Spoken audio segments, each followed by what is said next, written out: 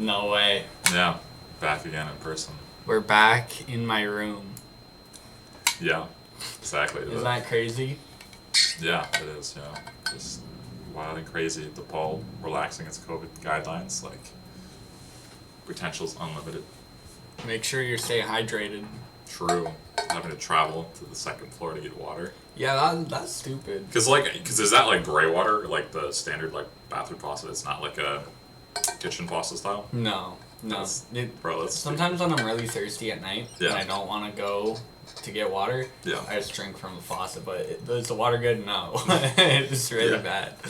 Yeah, because I didn't even like, to be honest, like for the longest time I didn't know that like bathroom sink water was different than like regular sink. Really? Yeah. When did you learn about this? Probably high school, to be honest. Really? No Yes. shot. Yeah, no, really? like middle school. It tastes so much different. It does, but I drank it anyway. I mean, it's water. Yeah, it's always like, I'll get hydrated. Yeah, no, dude, I Well, drank. lead doesn't hurt anybody. I'm from Michigan, all the water has lead. So, True. Yeah, exactly, no, so, I mean, I could just blame it's brain damage at this point, I'll just sue the government. I already get brain damage every day. Moderating esports discords, Yeah. Moderating your fawn, I get brain damage. Shout out to your fawn. Yeah, exactly, yeah, I mean, just interacting with the public in general, like, I think that's really what, like, wears you down mentally. The more I interact with the public, the more I hate the public. Yeah, no, I think in the customer service position, like, that's the, like, I was seeing, both, like, Maggie and Matt Beach, shout out our coworkers, like, they were looking at, like, esports position, they were, like, looking at esports community manager, I'm like, you are signing up for hell, I feel like, if you're trying to be, a community manager in anything, and most of all, esports, like, I'm like, the amount of fucking Zoomers you're gonna have to, like, moderate, like... Well, on top of that, it's like the people in these communities, for any community manager, the people that are involved in the communities are the ones that are like, why, this isn't right, this and that. So, like, props to anyone who does that. Yeah, exactly. Like, I couldn't. Yeah, no, because, like, I mean, your whole demographic are, like, Twitter reply guys. Like, that is your, like, the people you're dealing with. Because you're not dealing with the perfectly normal people who just might upvote a YouTube video. You're dealing with the commenters. Like, that's your whole job. So... yeah, that's incredible. All the people who, like, their entire Twitter feed is just retweeting CSGO knife giveaways. Oh, yeah, those are pretty fire. Exactly, yeah. When my account got hacked, they would do that. And then I got my account back. Yeah, that's good. It's not crazy. Yeah, no, I mean, even, like, pro players get their, like, they get their Steam accounts hacked and they get all their stuff back, but it's like the rest of us, your stuff gets hacked, you lose all your skins, you're just straight out of luck, because Valve doesn't care. Valve cares. A little bit, somewhat. They haven't done much with CS in the past 10 years, Yeah, well, I mean, again, it's like, for that, on that topic, like, I feel like that's okay, because, CSGO is trying to be more of the sporting aspect, and that, like, the rules don't fundamentally overall change. I think there's certain updates you should have as a game, but I don't think the game needs to be overhauled in, like, a patch culture, like a... Source 2. Yeah, or like the League of Legends, because those are like constantly every 2 weeks, like the entire game is shifting all the champions that are meta and all those things. Like, you're having to rework your entire, like, strategy, because, I mean, that's, like, the whole problem that you'd see, like, in pro League of Legends play is, like, okay, like, tanks are meta, for instance, if you know anything about the game. And so then you sign a top laner to, say, a 3-year contract. He's really good at playing tanks. And then the meta changes to bruisers, and this guy's not that good on bruisers. And it's like, well... this pro team just signed this tank player for a 3-year contract, and now, like, the game fundamentally has changed. Yeah. That, like, very, very, very rarely happens in other sports, like... Not like football. The punter becomes obsolete. Yeah, exactly. Yeah. That, like, again, suddenly, like, oh, yeah, I don't know what the rule change would be like. Suddenly you have to, like, do, like, the kickoffs are now just throw-offs. You can't use your feet anymore. And it's like... all the punters, suddenly you have to, like, get a completely different roster player that can just chuck the ball super far rather than kick the ball super far.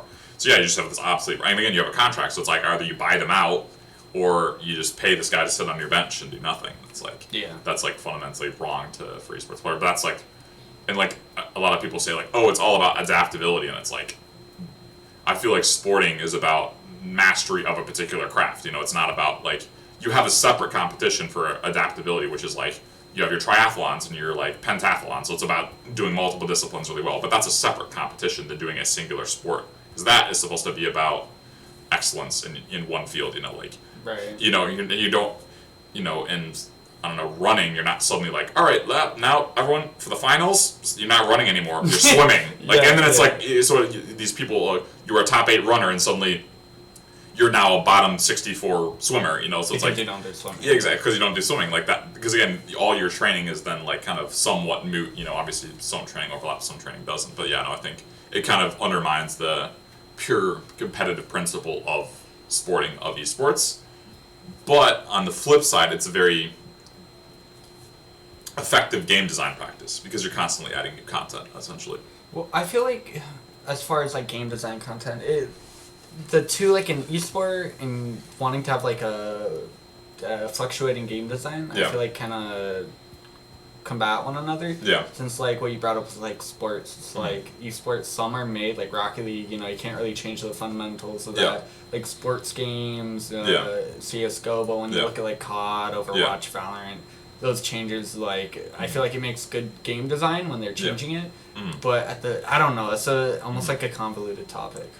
Yeah, and I think, like, so, you know, as someone who studies game design, I think one of the ways is you try to find things that, like, can kind of check both boxes. Like, for one of the easiest things in CSGO is adding new maps, because your still fundamental core mechanics are the same, but you're just allowing for new exploration, because people are allowed to learn new smokes, learn new one-ways, learn new timings and angles, and all these things are allowed to develop naturally, but you're still operating from the same baseline. So you're not throwing all your old skills out the window, you're just using those same skills of finding nades in a new kind of untapped area, essentially, which I think is like natural, like developmental play. Like it's the players developing the meta. That's like, I think ideally in a sport what you want, because I mean you've seen those like changes in like technology and players developing the sport. Like most recently in hockey, I don't know if you ever know what the Michigan goal is or the lacrosse goal, but that's essentially where a player is able to stick the puck to their hockey stick and then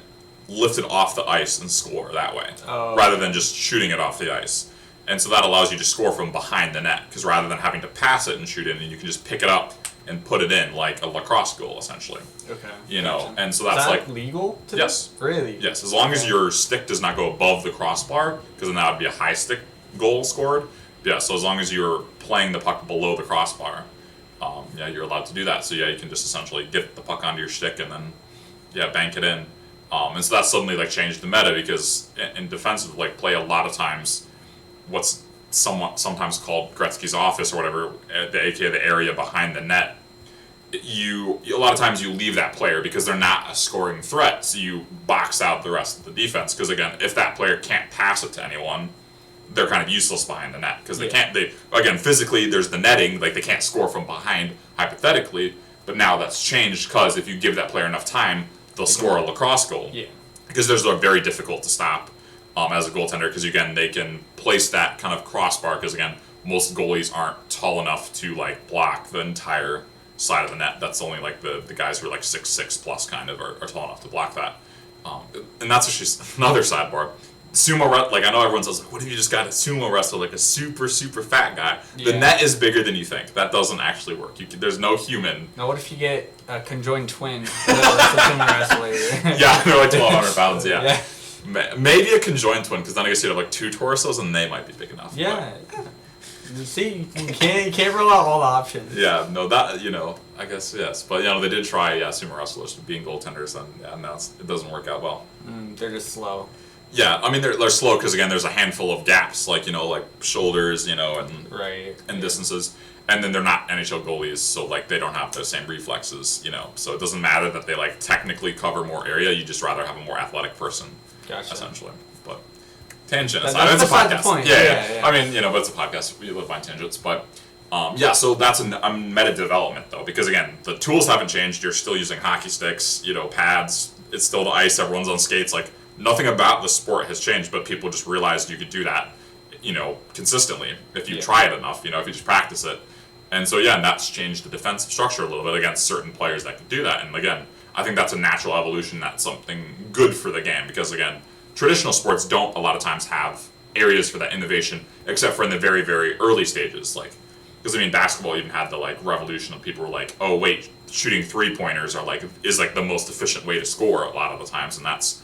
You definitely changed the meta from an outsider's point of view. So I think that's the best way. That kind of hits both things, where it keeps your game fresh if you adding new maps, or you can even add separate game modes, because this is another thing, is balancing the game for competitive and balancing the game for casual. Yeah. Because in League of Legends, you have certain champions that are overpowered in pro play, but they're useless in casual play because the skill ceiling isn't that crazy. Like, and a lot of times that comes down to fundamental mechanics. Like, in pro play, teleports are crazy because you have pro communication. Yeah, so anytime anytime you don't have that in the casual scene. Yeah, so anytime you can do any sort of global movement, that's super useful in pro play. But in casual play, it's basically useless because you're like, oh, I'm gonna go help my teammate. That teammate's like has is a brain stem, so they're gonna make a horrible decision, like regardless of whether or not you're teleporting to help them. Yeah. So again, it's useless in casual play. So, but for pro play, like you nerf it in the ground, and then it becomes even worse at casual play. So it's like, how do you make things useful? So I think that's like something where you need to have separate game modes. Like you can still keep your core competitive game mode, your 5v5, your 6v6, your 3v3 for Rocket League. You just keep those sacred, and those are like, you just kind of do the best you can. But also making side, like, for fun game modes, like, if, COD, you have the classic zombies mode, that engages casuals, because you still have your competitive search and destroy COD, but you also can just hop on with your friends and play zombies, which I think is a really good duality. Because you can just, hey, I want to play for fun, play a different game mode. But a lot of games don't have those viable options. I feel like more games are getting more of that. I mean, like, CS was still doing it well into, like, when did they add, they added the Battle Royale in, 2018? Yeah, right? I think so. And then they added 2017, like, Wingman. Yeah. And I don't really follow CS up before that, but they were always, like, adding things to, like, make it more diverse and more of, like, for me, when I was playing it more casually, like, be like, oh, I can dabble into, like, these different game modes and, like, the workshop maps, whatever. Yeah. So I feel more games that have competitive, the esport titles are, like, diversifying what they're doing. But then those casual games, I feel like, are just keeping it casual, which makes it nice. Yeah, and I think CSGO, to some degree, coming back to the games, suffers kind of from... I think it's like not a bad thing, or it's just like a fundamental part of its design, that it's designed in a very like hyper competitive way, like an uncut, like kind of raw way, because it's like it's one of those games that's very punishing if you're not good at it. Like it's not enjoyable to just like a lot of times play CS:GO just for fun. Like, like when you lose at CS:GO, like that is not enjoyable. Because if you like are losing at Mario Kart, it's not fun, but you can still drive around. You get your bullet bill, you get your rainbow. Like you can still have an okay time. Like that's like that game is designed in a way that it's still fun as a party game, like as an experience, because you have those items that catch you up. Again, Mario Kart's not a good esport because how RNG all those things are. That's not good for an esport, but again, it's a very fun party game. But I mean, it can have a competitive scene, but again, if you're talking about like the best sporting in a sense, I would say it's lesser. But yeah, CS:GO is on the flip side of that, where it is very, very good at that sporting element, but suffers because it's not enjoyable to not be the better player. Again, it can be motivating, but it also be demotivating. Every time you're losing, it hurts. It's every time you lose a part of your soul. Exactly. Yeah, I know there's that infamous Tokyo Ghoul profile picture where the guy is just like suffering, and it's like, I don't think that is the emotion you feel a lot of times when you lose a basic match. So I think that also stems from where CS:GO is inspired, which is like those Quake and arena shooters, which are even more unforgiving, because not only do you have even more hyper twitch mechanics, because you don't even have any randomness in your shots. It's pure aim, so there's no excuse if you miss a shot. It's no like, oh man, the spray pattern, or like I was moving. It's like, no, you're perfectly accurate while you're moving. Like, so Quake's even more punishing, and also it's 1v1, so you can't even blame your teammates. Right, it's you. You're the issue. You're the issue. I mean, that's similar thing with chess. Is like, I feel like you get, I don't know, I've not strayed too much in the chess scene, but I feel like people can't make as many excuses about chess besides, oh man, the guy did something unexpected or whatever. But it's like, I mean, I'm sorry, you have to kind of predict if someone's going to do something. That's the point of the game. Yeah, exactly. Like you have to read your opponent. So yeah, I feel like 1v1 games, you have way less excuses of what can go wrong. You can only look inward, Yeah. You can always blame lag, I guess. Well, not for chess, but for... I mean, you can try. If it's online chess, even though that doesn't matter. You can or speed chess, I guess you could, maybe. I guess, yeah. I don't know. Speed chess is a whole other thing. Oh, yeah. That is, for sure. Yes. And I think that's ultimately like how you... We've had this conversation, I think, before as well, where it's like, those are the pillars of what kind of make the esport is like, all right, are you building an esport for a game that is appealing to competitive players, or you have a big casual base that will then funnel into a more pyramid style, whereas like I think other times you have more of a straight line where it's like we're just building this space that's smaller but more focused on esports and competitiveness, because it just is understanding like what your game is built to do and designing the game around that accordingly. And I think that almost has to be your marketing approach, is like you have to understand what your community is like and what your community wants. Yeah. Because I think the first thing that should always be in mind is narrative. And it's a buzzword, of course, in all discussions and group meetings and focus groups about how do we get in the esports space. But I think the easiest example is Drive to Survive, probably. Okay. And that had a huge uptick in U.S. Formula One viewership because it kind of, well, firstly, it was kind of had an unexpected success because they weren't able to get broadcasting or interview rights to the top team, so they had to focus on the lesser teams mostly throughout the season, or at least the start of it. And so they had to tell, the only way you're going to care about teams that consistently lose is if you tell a story about them. And so that was ultimately, what they focused on was just the story of the drivers, of the people who are in competing in this $1 million industry and are 20 of the best drivers in the entire world. And you still have those competitive results sprinkled in, but it's a lot more about the broader context, because people want to see the athletes and the esports players. They want to see their full lives. They want that deep dive, because you see any sort of like behind the scenes content, people eat it up. And so I think if you're able to shade in that full context and tell a story like long form, like through a mini series, I think that's probably one of the best ways. And I'd love to see something like Drive to Survive for esports. I've never seen that before. Yeah. I'll have to look it up. Yeah, no, I think it's a really good example. I mean, another famous one is The Last Dance.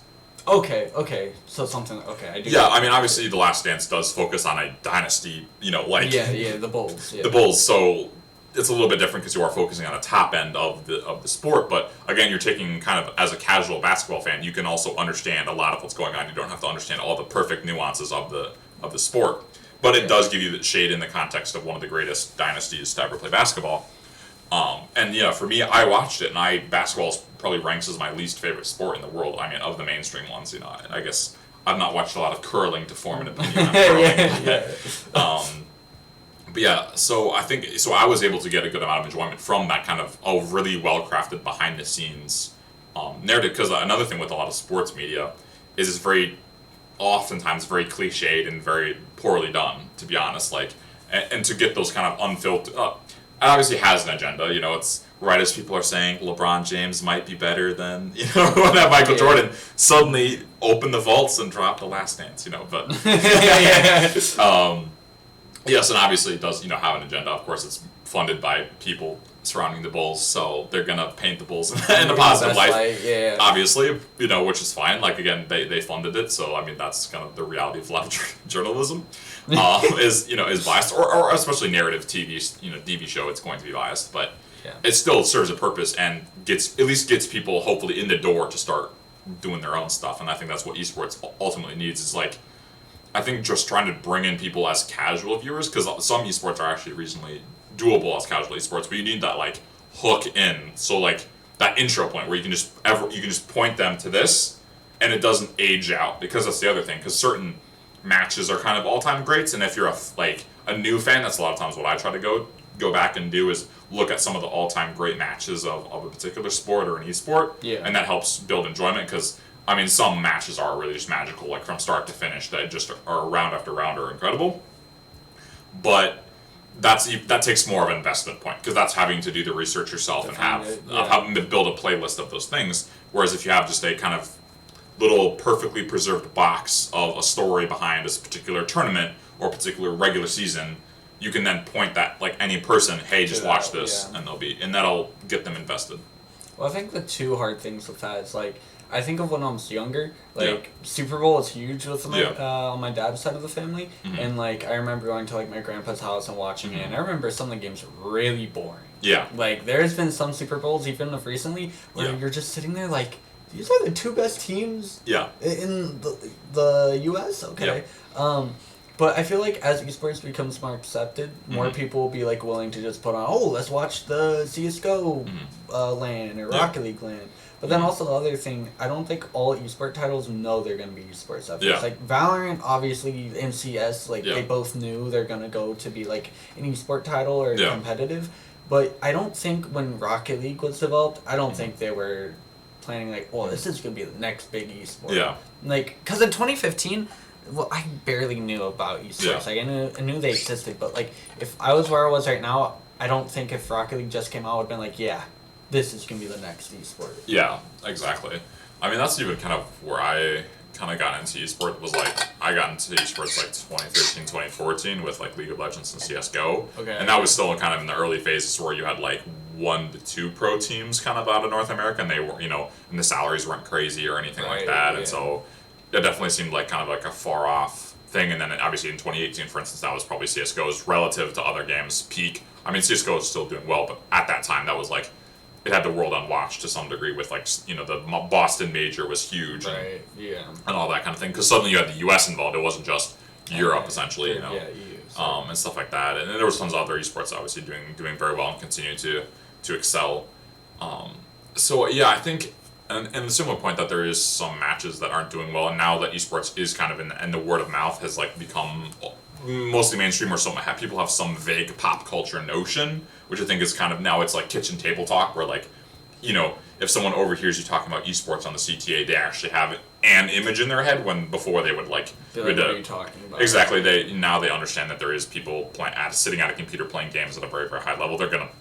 I don't even know what the default game is necessarily, like, that they think of. I think they might just think of a shooter. They might think of, like, a MOBA. I think those are probably 2. That have, like, lasted the longest, even though some of your earliest esports were stuff like RTSs, like Age of Empires and StarCraft, like, or some of your early age esports, but, those are some of the games that have become kind of worldwide audiences. And I think when it comes to, you kind of want to educate, because it's good to have the kind of, like, general brand notion, because I think that's where esports is, but I think you kind of want to move beyond that ultimately, and I think how you do that is like kind of broken up in a couple different ways, at least how I would do it, because though I do think I'm kind of different, because I would say like for me I'm like biased in the very much the CSGO camp, where it's like, alright, you do it the right way. It doesn't matter if you're the most successful, if that makes sense. That's kind of making sure you have the right like mechanics and everything. Exactly, because like, that's my view as a game designer. It's like you don't have to make the biggest game, because that's the joke. A lot of people tell me like, you're gonna make the next Fortnite. I'm like, Fortnite is extraordinarily successful. I mean, that is it prints money for Epic Games and continues to do a lot of crazy, incredible things from that perspective. But it's like for me, I would care about crafting the experience I want to, and not have like. There's a vehicle patch that suddenly breaks the entire game, and then we're removing building, and then like.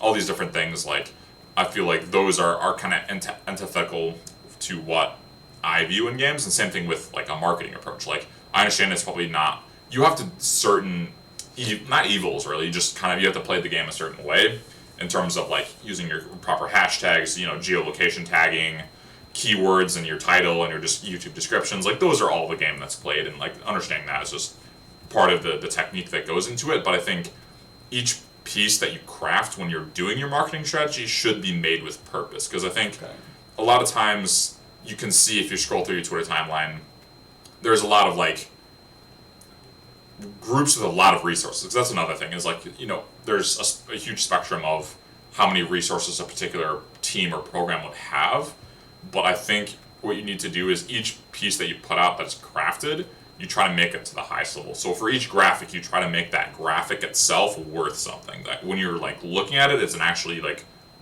well like made, beautiful graphic, and not just like someone just threw this together in 2 seconds. Like ideally, again, when you have resources, you will see pro teams that barely put any effort in, and they don't even have like an angle and a team identity, because that's another important thing. Is that I don't know if because you've played more individual sports than team sports, right? In your past. Yeah. So something coming from a team sport angle is something that's very important, and it's very difficult to define, but you kind of notice it when it's almost not there. It's one of those things that you don't realize until it's gone. Okay. Is a team identity. It's like how you view yourself and how your team, like if the game goes perfectly, what is the way that you win? if that makes sense. Like, how do you visualize yourself winning? Like, how does each round go? And that's a very interesting thing, because you'll see it, like, if you're taking CSGO as an example, is this team, like, hyper-aggressive? Are they all 5 players running at you, just headshotting you and just running over? Or is it the super slow, like, execute at 10 seconds left, barely plant the bomb, everyone, like, oh, the execute was so good, they were so blind that, it was perfect flashbangs, and, the enemy's left shooting through smokes and, trying, like, having to retake. Like, what way are you trying to play the game? And you see that in traditional sports, like, hockey teams, like, certain teams are very, very physical, and, like, or other teams like to skate you, like, they'll just, there's no whistles, they'll just skate you up and down the, like, rink, and then they'll kind of outgas you, where they have better endurance and better legs than you, and, like, they'll just play a possession game. And other teams are, like, very aggressive. They'll pinch in, and so they'll constantly get their defensemen involved. Like, they'll set up a play where they're basically trying to kind of run ISOs, where they're just getting an open man with a shot and things like that. It's like, and those are all different styles. And if you don't have that identity, then you face against a team that does have an identity. You're just going to play into their system, which I know is like the classic sports adage of, like, we have to play our game, not play their game. Yeah. But that does ultimately have a thing, because if you don't have a style and you try to force the game into your system, you will just end up conforming to theirs, and they're going to be more practiced at their system, and then you'll just end up losing. And on the flip side, let's say there's even matchups that I think a lot of people underrate, where it's like you might have a particular system and that matches up well against a different type of system, and then those come into play a lot of times, and that even feeds into your culture, because if you're, let's say, a super aggressive team, that should probably come into your marketing, because you need to, like, build, because again, your players are going to have their personalities, like, away from the server, but they also have some level athlete persona. Yeah. And it's like, you should take your on-the-server play, and that should be your media angle to the players, because again, let's say you have some guy who's wild and crazy, and he's always pushing, doing crazy stuff. Like, why not build a bit of a persona around this athlete and as this player, that he's kind of crazy, he's going nuts, and he's, like, doing all these crazy plays. I mean, you kind of see that, like, on G2 is probably one of the few teams that actually does do this. Really? Yes. For instance, this is one of the smallest ways you can do this, but they have this player Jax, and he's the oldest rookie to ever come to CSGO. He's like 27, 28 when he started. Like, that was his first time on a tier 1 pro team, was 27, 28. Which is, like, again, that's really ancient in esports times. When you have players like Munacy, who's 17, and Munacy's on that same team. So you have an 11-year age gap between your youngest player and your oldest player. And Jax, I think, is in his late 20s now, because that was when he started, was 27. And so now, that's a fun little angle, that he's the old man on the team, so all their skits, they always, like, dye his beard gray and his hair gray, and, like, he's always, the old man reading bedtime stories to the Munacy guy, for things like that. Like, that's, like, the barest minimum, but a lot of, esports teams, they just play it completely straight-faced, and it's like, you don't have to do that. You're not conforming to any FCC regulations on TV. Like, you're streaming it on Twitch, you're streaming it on YouTube, and those do have their things. Different regulations. Different regulations, but they're usually more lax, and your sponsors are going to have their own things, but with humor is pretty, a lot of times, a safe bet. But even some of the WWE stuff, like those guys, you have your heels and you have your protagonists and things, like, you can definitely, I think, play into that and build personas, because that is one of the things I think we should escape from in sports, is the super media trained answer where they're like, we got to get pucks deep and get pucks on necks and play it. Like, that's just a waste of an interview. Whereas if you have, like, obviously boxing and UFC, sometimes the trash talk is very low. That's another thing, is, like, even trash talk, you can have levels to it. Because you can be a very bad trash talker, but you have infamous people like Muhammad Ali, whose every line was quotable, by him, essentially, in those press conferences. That's interesting, linking literally all of the personality to the marketing. Yeah. I didn't think about that. Yeah. That's really cool. I don't really think I've seen too much of it, because I don't watch sports. Yeah. I don't watch esports. Yeah. What if imagine we got that with DePaul, we're able to get to that point. Mm-hmm. That would be quite interesting, because I don't think any collegiate team does something like that. No, I don't think any collegiate team does that. Another example might be Apex, who's, like, a French player for Vitality, and he's a very, like, boisterous, because he was famous as being one of the best entry fraggers in the world. So he's very, very aggressive, always pushing, and he goes absolutely nuts for the camera. He's like, he's going absolutely nuts for the crowd and stuff. So again, like, they feed into that. Like, that, there's this whole thing about Apex being this aggressive, like, man's man, like, entry fragger, like, and again, that even and he also plays into a lot of the French stereotypes. Like in interviews, he'll be like holding a glass of wine and like drinking it, and like he'll go the whole 9 yards and things like. And like again, it's all for the camera, it's for the fun. Because again, in his personal life, he doesn't have to do that, but he does it for the camera and for the fans. And again, ultimately, like you're selling sponsorships, you're selling eyeballs, and again, as the players, like ultimately, it's entertainment. Like I mean, you're watching. Like we're the ones kind of funding any sport by watching it, and so it needs to be an entertainment product.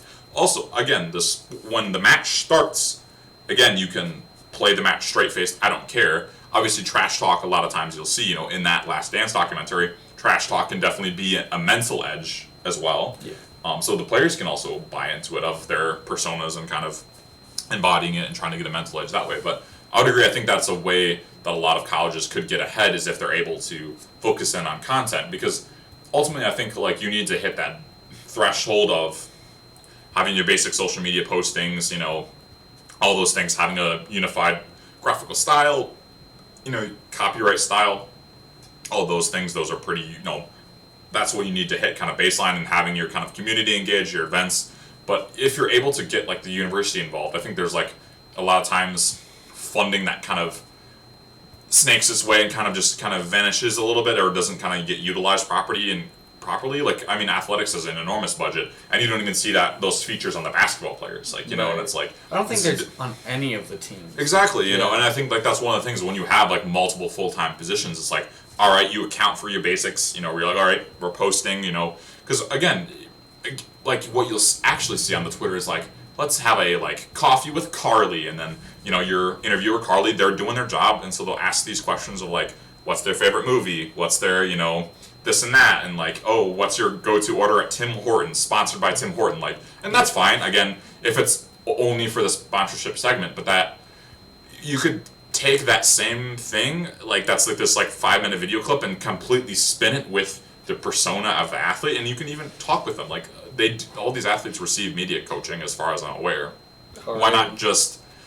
Or, even have your, interviewers, because, again, those people are trained to be on camera, work with the players to help develop them to... Because, again, everyone has a very vibrant personality. Help them be comfortable expressing that on camera. Because you will see certain players have some, a bit of flair to them.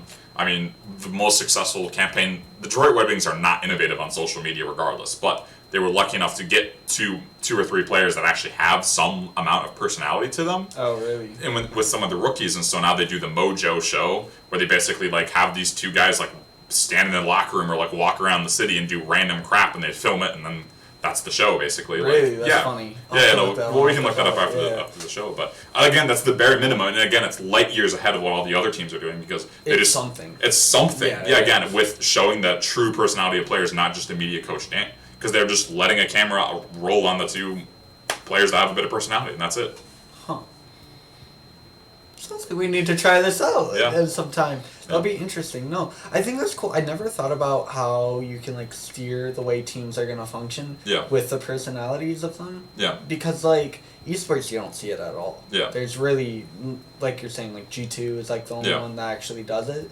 And no college teams do it. Yeah. So I think as esports develops further, I think it'll be interesting to see, like, eventually if there is a Last Dance for or like the F1 thing that exists for esports. But I don't know. It'll be interesting as well, because I feel like game developers can play as much of a role as actual players. Yeah. Because were you, like, involved with, like, Black Ops 3 when that came out? No, I was not. So Zombies for that, like, one of the developers, Jason Blundell, was huge on, like, kind of messing around with the community. Yeah. And it was cool seeing that, like, interaction between, like, streamers, players, and, like, these higher-ups. Yeah. So I think it would be interesting, since, like, these developers have...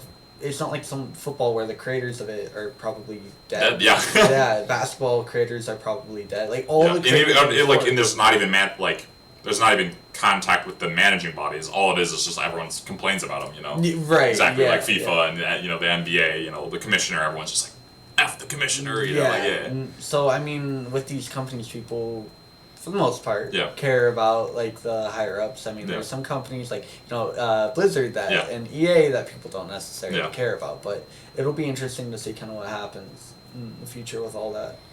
Yeah, and I think it's definitely, like, a... interesting relationship, because the game developers have so much power over the game that it's interesting. Like, it can become a bad relationship. The classic adage in game design that I've heard and is very true is that players are very good at knowing if there is a problem, and they're horrible at solving it. That's just people. Yeah. I've complained about this. It's like, I mean, I've even mentioned it when I've brought up issues in like work. It's like, if I don't have a solution, or if you don't have a solution, what's the point of bringing something up? Yeah. Like, for the most part. It's like, sometimes there actually isn't a solution. It's more so bringing attention to an issue. Yeah. Like, 90% of people, especially like in college, they'll just complain about something and they won't have any idea of how to get a solution. It's like, what do you expect? If you get, like, if you don't know what to do, what makes you think anyone else may know what to do? Mm-hmm. I don't know. It is frustrating. Yeah, no, I think it's frustrating. I think it kind of hits multiple different things, because I think as game designers, there's a lot of issues you don't know about because you're a studio of, say, if you're a larger esports studio, say you have 200 some odd employees kind of working day to day on your game. Yeah. And those are 200 people, and your player base might be 1.7 million. So 1.7 million people are going to find out a lot of problems you didn't even know existed with your 400 people. But so that is useful on the game design perspective. And then, but the thing is, they'll suggest some wild shit to fix it. You know, they'll be like, "Oh, you gotta like completely remove this thing," and it's like, well, if you remove that, that's gonna, like, again, it can break stuff technically. Right. Which again, you don't want to come out and say like, "Hey, our game is programmed so such that if you remove this thing, it'll break like, tons of things." Like, that's not something you want to do. But and also like, you don't, like, there's a lot of knock-on effects that'll happen a lot of times, like with the game. I mean, like CS:GO had to like. Fixing like the jumping bug took, you know, ages to do, because again, that game is, so many games are like, so many pieces are interlinked, so fixing one bug you're having to might break something else, and then have to fix that, and like again, you're having some separate build that you're having to spend so much time fixing while you have the live build going. You have to go into the shed, bring a copy of the game, tinker away like for years, and then finally that can be brought over and usable. Yeah. But on the flip side, in the kind of smaller situations, like if you're working on like a marketing team, yeah, I think it is pretty frustrating to like have just people bring about issues. I mean, at some level, like people just want to vent about certain things, but that I think can also be something you establish in like, expectations. Like, hey, are you just wanting to just clear the air? Like, hey, bad day. Like, I just want to vent about that thing. Like, because I mean, if you're trying to work with coworkers, that's ultimately something that's going to happen. Is like sometimes people just want to like express, like, because again, it can be that kind of petty grievances is what I call them, where it's just like, someone stepped on my foot on the CTA and I'm peeved, you know. My life is over. Yeah, and so again, there's no solution to stopping people on the CTA from being rude, because you're gonna take the CTA all the time. Like, you know, you're in Chicago. Unless you're wearing steel-toe boots, people are gonna be able to step on you. Yeah. You know, and so again, so ultimately, there's not a lot you can do about it. You don't have control about it, and that's kind of when you have to just express it and let it go when you're outside your control. But when it's in your control, a lot of times it is good to eventually take action again. Sometimes you need to kind of reset a little bit, but then ideally you take action. And I think with that marketing kind of personalities driving the teams, I think that's also on the flip side, being a captain, that's kind of how I like to construct my teams. Really? A lot of times too, is like, that was like whenever I'm IGLing a team or coaching a team, I like to look at the personalities, like, because again, I have kind of certain archetypes that I kind of view certain types of players as. And that's how I like to have a balance of personalities on the team. And I understand how that team structure is going to function, essentially. Because I've interacted with a fair amount of people in my life, and when you're in a competitive environment, because for me, I don't want to like dumb people down to like, they're just a like cardboard cutout. Yeah. But in a competitive sense, ultimately people do have certain types of personalities that fill certain types of roles. And so you're kind of making generalizations to kind of get up to speed quickly and start getting results quickly. So you're like, okay, I'm going to kind of put you in this box and kind of interact with you in this type of way to kind of fit the overall team structure. And you have to understand, because some people, like, a lot of times you'll get, at least in CSGO, they're called your soldiers to some degree, where they're like, they're kind of more, it's a more direct like hierarchy with the IGL or the coach, where it's like, all right, this person's going to like tell them, you're doing this, you're running through that smoke, like, and that's just that relationship you have with that player. Like, they, a lot of times, and they're a blessing, because they help make the tactics work. Because you need a player that's like, no hesitation, will run through a smoke. You know, will run fully blind off a flashbang and just keep running in, no stop and no hesitation. When you say go, and when you say stop, they stop. You know, like, that's, again, it comes from the whole phrase of a soldier, where it's like, your sergeant asks you, jump, and the only question you have is how high. Like, yeah. And again, that helps make a team function. But on the flip side, you need players that also like are pretty independent, and you don't tell them, you don't need to micromanage them. You just let them do whatever the hell they need to do. They'll get you a pick, and then they'll just regroup with you. Like you need to, but you need to give them that freedom. Because if you tell this guy run through a smoke, he's going to like hesitate because he's going to want to like sit in the smoke and wait for it to fade because that'll give him a better fight. He doesn't, because he wants an advantageous fight. He doesn't want what your fight is, essentially, if that makes sense.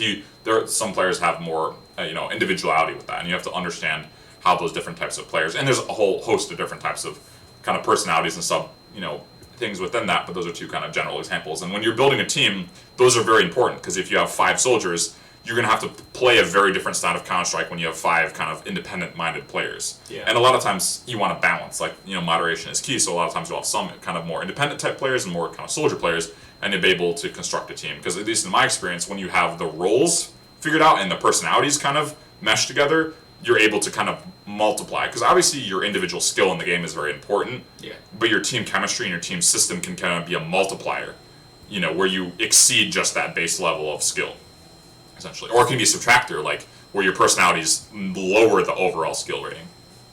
Really? You think you can lower it? Yeah. Okay. If you have too much infighting and kind of people getting into, especially a lot of times it'll happen when 2 players like to play the same way.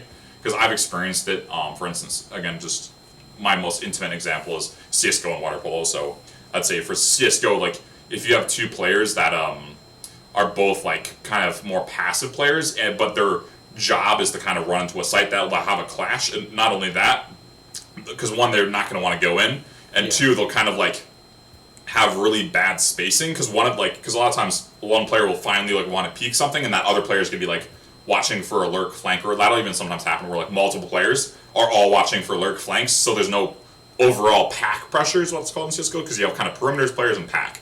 And if you have too many people playing perimeter and not enough playing pack, nothing happens on the perimeter because the pack hasn't made anything happen, because there's no one helping the pack, essentially, if that makes sense. Because you have a main body and kind of these extremities, but the main body has to do something which triggers a reaction that the perimeter takes advantage of. Yeah. But if you have too many people like floating, because again it's a lot of floating, because again you'll make some move, it'll be kind of as a team, and then you're kind of in that reset phase in CSGO. Then sometimes people kind of drift out if it's a bit of a downtime on round, and then suddenly you'll try to make a main body move, and it'll be unsuccessful, and that kind of can fragment the team a lot of times. So it's just like having a diversified personality. Yes, exactly. Like and you don't want just all type A personalities. Yeah, or all type B, and again that can kind of run into issues. And that kind of lowers the performance, because again, if too many people there are too many cooks in the kitchen trying to do something, like no one's stats are going to look as good as they would if they're the only cook in the kitchen in their role. Interesting. I didn't really notice that. Now that you bring it up, I mean, especially with CSGO, I mean, like it makes sense with the whole passive example. Yeah. But I don't know. I guess I can think about it into like other esport titles that it's definitely very prominent. I mean, like Valorant has it, Rocket League has it. Mm-hmm. Everyone has to play their own role. Like you can't have 3 IGLs in one game. Yeah, or League of Legends. Like how many people? Certain players are going to be like high resource and low resource. Let's say you have a high resource top lane or a high resource bot lane. Yeah. Your jungler cannot help both of them.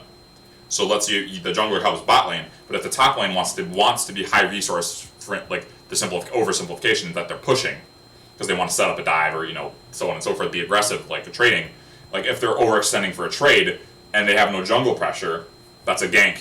Your top laner is killed and now is behind. Right. And let's say your jungler is focusing on bot lane. This top laner starts to just run it down and int, and that's even a thing that's common in pro teams, because a team will take a low resource top laner that doesn't have great stats and they'll bench them because they're like, oh, their KD isn't that good. They'll sign a star top laner. They're like, oh my god, this guy, he gets so many solo kills, yada yada, but he just runs it down because he's used to the jungler focusing on him because he was the best player in that lesser team. Yeah.